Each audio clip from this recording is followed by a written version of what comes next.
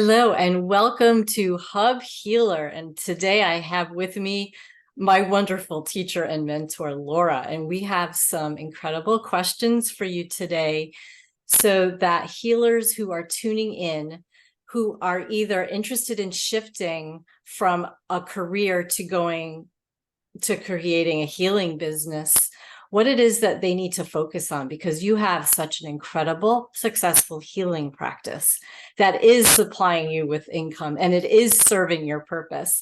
And here at Hub Healer, the reason why my partner and I created this is so that healers can come in, gain the confidence they need, and be encouraged to move forward, especially right now in this time where we are all needed to be of service, be our full potential without having the worry of income and that structure of stability and security. So we want to do our work.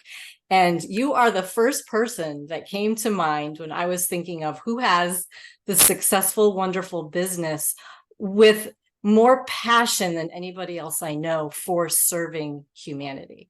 So Laura, if you'd like to introduce yourself, and then we can dive into some wonderful questions for people listening in. Absolutely. And thank you so much for having me. My name is Laura Mazzotta, and I live in New York, about an hour north of the city. I've been a therapist for about 20 years in New York, and I transitioned entirely over to a healing, spiritual, energetic practice in 2020. So I have been serving people, primarily women, but whoever really desires to receive. I have been serving online and doing in-person retreats as well for probably about 7 years now. I kind of had a hybrid practice for a little bit there, and then I transitioned over, and I love every bit of it. I love every bit of it. I'm witnessing people shifting into clarity and confidence and a true knowing of themselves so much faster than ever happened in the mental health world, and in a sustainable way. And it's exhilarating. Right. And that's what I love about the shift that you made. You had this confidence from going to a structured facility and organization and creating your own practice. So one question I would like to ask is, what led you into psychology in the first place, into the mental health world? Yeah, I knew from the time that I was 12 that I wanted to be a therapist, because my parents got divorced when I was 7, and I started seeing a therapist at the time. And I remember feeling like it was just my safe place. And he was so soothing, and so like it was the first place that I felt that I was fully received as me. And I just felt so heard and so seen and so loved in that space. And I just wanted to provide that for other people. And so I knew from the time I was 12, I was like, this is what I'm going to do. That's beautiful. Then what prompted you to go from a structured facility and organization? So you mentioned you worked in hospitals and school systems. I did. Yeah. When I first got out of grad school, that's what I did. And I like that. I think that was helpful to build my confidence, and to just really validate for me that I was good at what I was doing, coming out of grad school. But I mean, I'll tell you, the hierarchy and the bureaucracy that exists is just not something that I was looking forward to long term, and something that I didn't feel served people.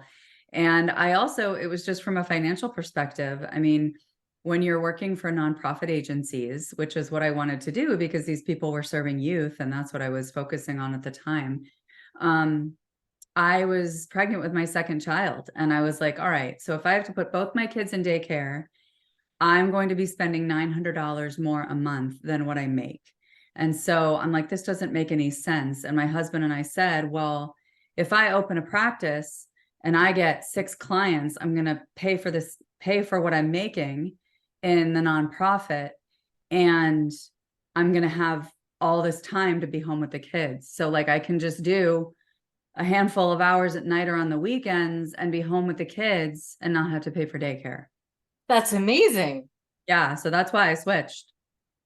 And the the shift that you went over into your own practice, What was involved in that? Did you have to rebuild a practice? Were you allowed to take clients with you? I know in some industries there's a clause that you can't do Oh that. yeah, no, I started out completely on my own. Yeah. Completely new and Yeah. fresh. So where was it that you found built your practice? And I know people look at these days, they look at social media as a main source of generating clients and finding people, because the old-fashioned advertising in the newspaper, that I'm dating myself. There are newer ways now to put yourself out there. So what did you do? And knowing the market like you do after all of these years, and I've seen you create your practice exponentially, what did you do, and what would you recommend people do who are shifting into this newer, their own holistic practice? Right. Well, so when I was shifting from the facilities into my traditional therapy practice, so when I had my private practice, that was a little different because that Okay. was, I would advertise on Psychology Today. And anybody who's starting out, I highly recommend that. That's going to bring you a bunch of clients. And the second thing was getting onto insurance panels. So I was able to get a handful of clients just, organically, also through the school systems and things like that. But then once I opened up insurance panels, they flooded in, you know.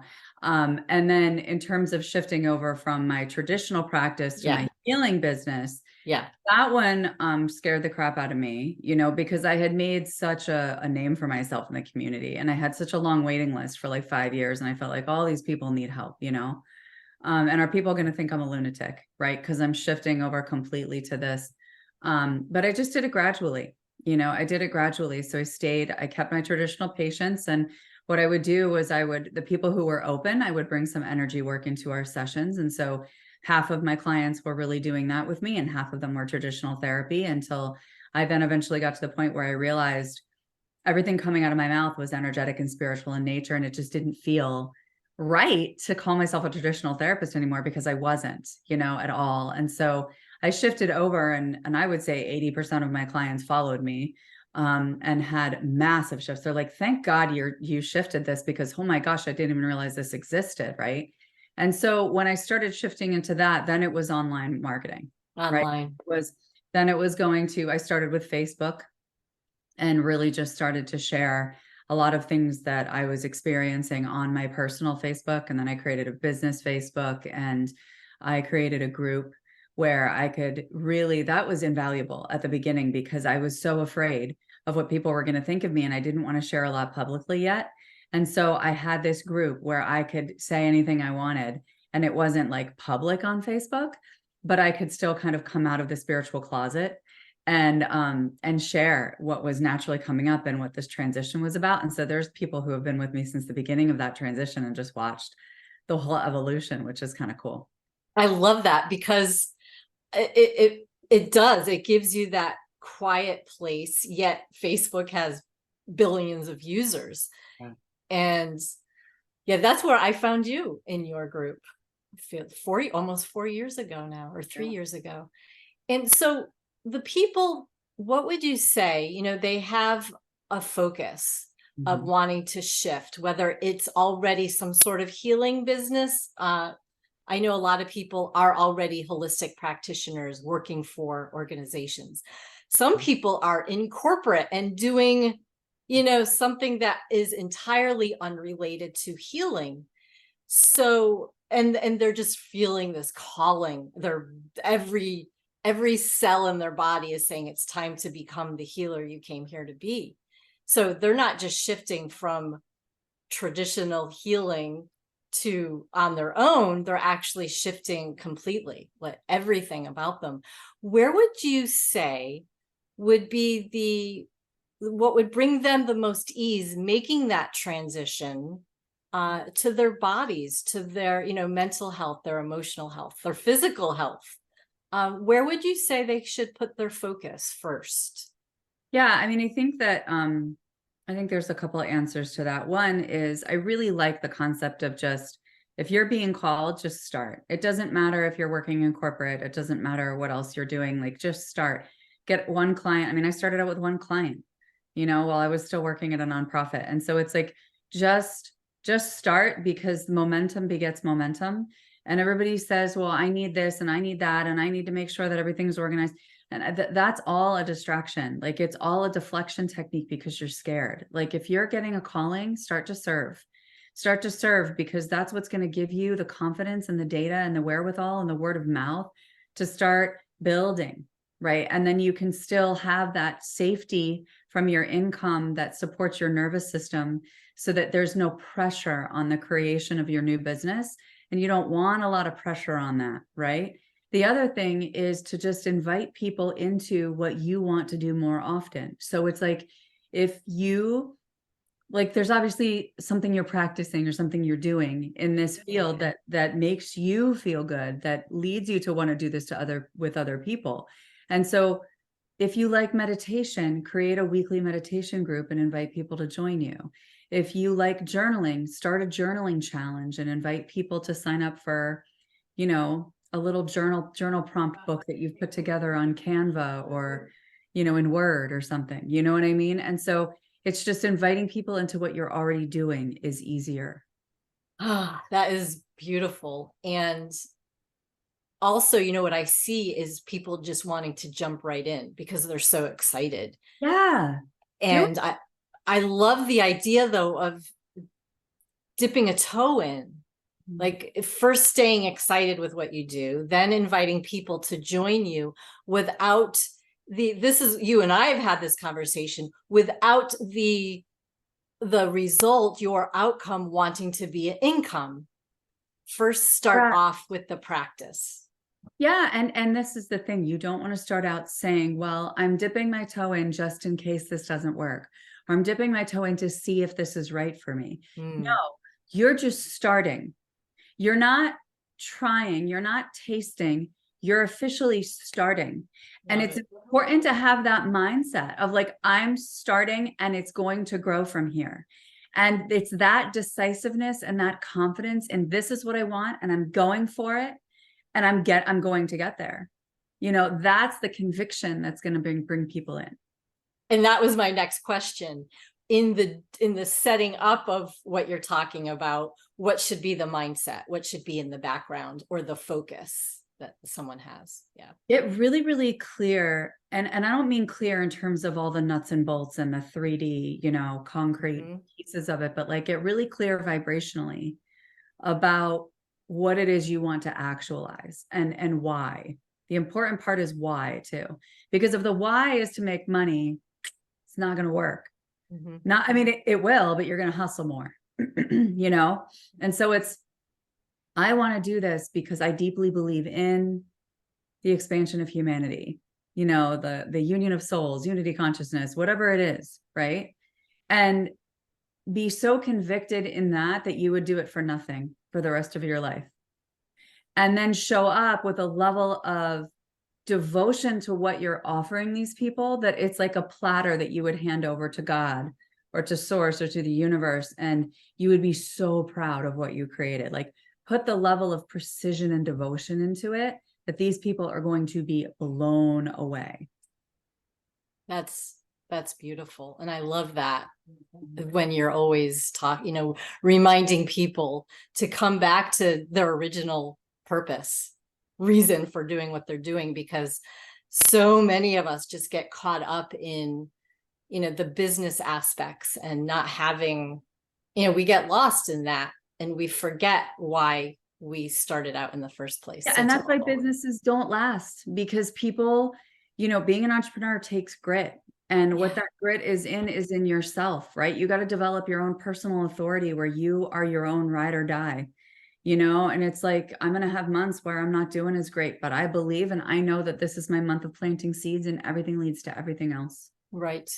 Now, you're bringing up an interesting concept that I hadn't thought about asking you, but now it's coming through. So for a person to really understand themselves, I think that's so vital when they're starting out in a project that's out of their comfort zone.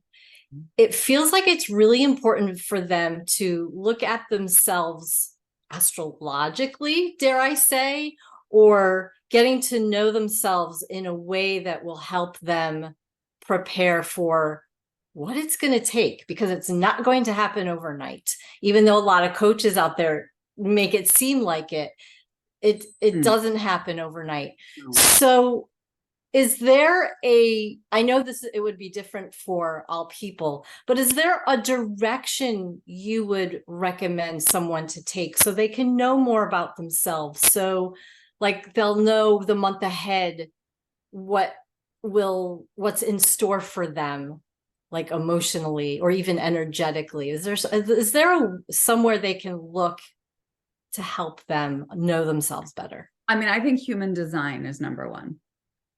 Human design is number one, and it's a very complicated system. So you may need somebody's help, but I also have to say, like, if you're very intuitive and you've been at this for a while, there's so many resources online. Like you can, once you look up your chart, you can just like click on the different parts and just start to understand how they interact. But yeah, it can be kind of overwhelming at first, but that's the most effective way to understand your own energy. But I have to say, I think that what's more important than anything is being decisive. Thank you. Like just deciding that this is for you. You may not know why it's for you. You may not know how it's for you or how it's going to unfold or what it's supposed to look like. Most of us don't, but that's one of the reasons that we are so successful for those of us who are, because we just decide and we do, right? And like every time I go to be like, I just return to deciding. I return to deciding and I just keep bringing myself back and know that that's going to get so automated that it's like you become unshakable, that it's like, well, of course I'm in this. Like, why wouldn't I be in this? Like, this is what I'm here to do. And I think that for me, that decisiveness really came from a deepened connection with source and a deepened connection with, for me, it's the Akashic Records, but whatever universal energy you feel really connected to, because that's your fuel. That's what's going to fuel you. Right. That connection. And that's why I always recommend having a daily practice where you're actually connecting regularly and having that routine. Because it's so easy to get distracted by everyone online. It's so easy. Right. It still happens to me. And distracted by friends and partners and colleagues. Did you have that when you left traditional therapy and decided to do, holistic, totally healing without the formal structures? Did you run into doubts and people questioning what you were doing? Big time. And for me, it was, especially earlier on when I didn't have as much of a vocabulary for it as I do now. And I was at the beginning, I was just like, I don't know. It just feels right. Like it just feels right. And I'm scared out of my mind, but I'm more sure that I'm getting tugged in this direction than I'm not. And so I was petrified at the same time that I just knew I couldn't ignore it. Yeah. And so it was like this, all right, well, I'm kind of going and just saying to the people around me, like, I don't know, I'm just going to do it because I just know it's right. Like I'm scared, but I know it's right. And you guys can say whatever you want to say, but I know I have to follow this. And I remember when I was hiring a coach for a lot of money and my husband just immediately was like, no. And I looked at him and I said, I'm going to do it anyway. I was like, I just know deep in my bones that I need to do it. So I'm just going to do it. This is where that commitment and that devotion, your daily devotion to yourself, comes into play. And I see a lot of healers stop right here at this point where their partner or somebody important to them is disagreeing and they start doubting themselves. How do you bring yourself back if you find that you stumble a little bit or you start to feel their doubts seeping in? Is there something, you may not have experienced it, but is there something you recommend that, I know for myself and other healers, if they don't have a supportive partner, it makes it a little bit more challenging? Is there one thing that you could advise them on? I've experienced it a lot. Yeah. A lot. And so what it is I fully recognize that as my own doubt being reflected back to me. And so when I see that in other people, I'm like, great, thank you for the invitation into greater unwavering status, right? Into a place where I get to deepen my belief in what I do and deepen my belief in who I am. And when that would come forward for me, it was really inviting me into seeing, where am I not being fully authentic and fully convicted when I'm expressing myself to them? I'm too wishy-washy. Yeah. And that was the story of my life, was I was too wishy-washy, right? And so it really invited me time and time again, each time that showed up, as an opportunity for me to shift more into my authority and deepen my belief and deepen my conviction in how I'm speaking about who I am and what I do. And the more authentic that I become and learn about who I am, the more that I show up in that, in those relationships, and then they change. Yeah, they do, Yeah. because you're emitting this energy of confidence. Yeah. Well, and I know that I watched you expand and grow and just deepen your connection to source and yourself. And it doesn't happen overnight. Mm-mm. And a lot of people are led to believe that, they start a Facebook group or join a networking collaborative, and within 6 months or so, an income should be there. But you showed up and still do every day, everywhere. You were on fit. The devotion to growing your business. And I felt it. It was more about you helping people, supporting them where they were. Everyone is in different places in your world, and you're there to support them wherever they are. And you showed up. You're here. Facebook, Instagram, YouTube. And I just loved that you just didn't expect it to come to you because you had the gifts. You worked at it. You gave energy to growing this business. And it wasn't just something you expected to, oh, I have these gifts, so now it's, the business should happen like that. Right. Like the universe doesn't owe us anything, right? Like we're not owed anything. And for me, it's always been, even from the time that I was a therapist, I still am, but traditional therapist, about the relationships, right? Like it's about developing relationship with people. And, you don't meet a new person and then you're besties and, like, oh, I'm going to sign up for 12 programs, like it doesn't work that way. It's, you've got to get to know people. You've got to get to know, and you've got to build a know, like, and trust with them. And I want people in my world that I love, and I love spending time with, and that also expand me by showing me how they express their own energy, Right. and that we're always, and I think that's really important for entrepreneurs, is to stay in beginner's mind, that you know nothing and are an expert all at the same time, Yeah. And what's interesting, I see you do so beautifully, is you have that concept where beginner's mind, but at the same time, you have unshakable confidence. Mm-hmm. And it's this beautiful integration that you offer your clients and humanity.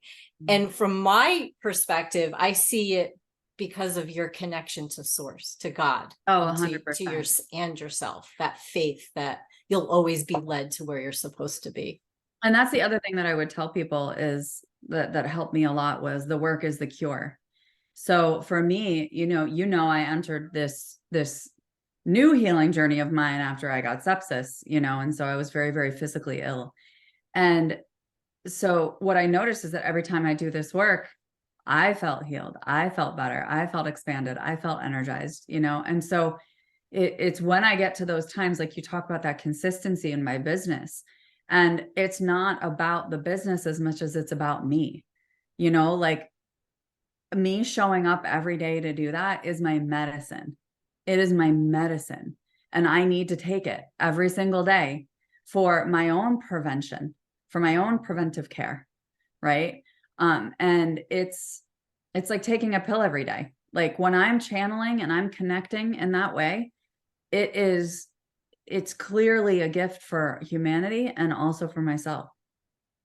It's beautiful. And right, as we heal ourselves, Mhm. others are healed around us. Yeah. And that's why I say when you invite people into things you're already doing, they feel how deeply you are invested in that because you're doing it for you. Like you're actually invested in it. It's not like my programs, I create them for myself. I create them for me. And of course they're going to speak to other people because I'm a channel. And it's true because I can tell when someone is doing something like starting a group or doing something else to generate income, as opposed to how you do it. And it's a group you create to share your passion with the world and to help humanity. There's a big difference. So yeah, stepping back when somebody's about to create something, really think about the energy that, they're bringing to it. Absolutely. So one question I have that a lot of people ask is this idea of mentorship and having teachers. So people have these gifts and they get to this level of, wherever they're at in their modality. Sometimes they think, oh, I'm the expert, so I'm not going to hire somebody. What is your philosophy on having mentors and teachers on a regular basis? I think it depends on where you are in your journey. I Mhm. think that, earlier on, as I was transitioning my practice, it was much more helpful for me to have mentors. And I think that part of that is because I was coming from like being really, really type A, perfectionistic masculine to being like super feminine energy where I'm like, whatever. And so it was really helpful, especially navigating the online world, to have somebody to kind of hold that masculine structure for me and continue to kind of remind me and my nervous system who I am, what my gifts are at a time when I was feeling really nervous, and not really knowing concretely how to navigate this space. And so that was really helpful for me. And for me, it was simply a lot of it was just accountability, like Yes. continuing to come back and like wiring my nervous system for like, okay, remember, focus, remember, focus. I'm like, okay, right, okay, right, okay, right. And then you get that down and you get to the point where, to be honest, for me, I've just met so many people in the industry, after being in programs and being supported, that I just have a lot of networks of friends that are intuitives that we support one another. And now, like if I want to learn a certain skill or if I want to hone a certain area of my identity, I will just join something briefly to kind of fine tune that. But that's not from a place of I need this because I'm deficient or I need to learn something new. It's from a place of I love myself so much that I want to love on myself by getting myself something that just makes me feel even more supported and expanded. I don't need it, but it just makes me feel, it makes it feel easier. And it feels luxurious to be able to treat myself that way. Beautiful. And how does that support your business? Yeah, I mean, for my business, I think that it takes some pressure off, right? Because I'm also held by somebody else. And the fact is we're human beings. So I have gone through many phases where I'm in like hyper independence phase. I know I've shared that with you, where it's just like, yeah, oh, I've got this. Like I can do this. Me and God, we got this. And the fact is, yes, we do, but it's easier when I allow someone to help me because it takes the pressure off of me. It takes the pressure off of my business. It takes the pressure off of those closest to me that I'm relying on as well. And it's just kind of gives you a little bit more breathing room. And I always say space is my freedom. Space is my luxury. Space is my wealth, right? Like the more space I have, the better, because that allows me to create and it calms down the human. Right. Because often when somebody's creating their business or in the shift, everything is so constricted. And Yeah. so I just wherever they can seek and find that pure spaciousness. Yeah. That's invaluable. It's priceless. Yeah. So if you had one more thing that you would share with someone who, they're either stepping into their purpose, or they've been in it for a while and they just feel like they're in this unending cycle, what are a couple of words of advice that you can share with them? Believing in yourself is the biggest thing. And if you can't believe in yourself that deeply, believe in God more deeply. And that's what happened to me. I couldn't believe in myself as deeply. So I actually had been in this beautiful relationship with the universe, but then I shifted into really having this very direct, intimate relationship with Source, the creator, directly. And that was huge for me because it really was able to shift me into this more bold creator energy and owning my impact. And if you're being called to this work or doing this work in any way, shape, or form, the gifts were not placed on your heart for no reason. Right, absolutely. And you are absolutely meant to use it. In what capacity, you will understand over time. Trust that you will understand over time. You will know. God will continue to build your character to be able to express what you're meant to into this world. And so allow your character to be built, allow the reflections to invite you into deepened surrender, deepened belief, and deeper conviction around the fact that this is what you're here for. In whatever capacity, you are here for it. It's beautiful, a beautiful note to conclude this wonderful interview. Thank you for joining me, Laura. It's been a pleasure. And to all the hub healers out there, your dream was given to you for a reason, and it's time to step into that dream.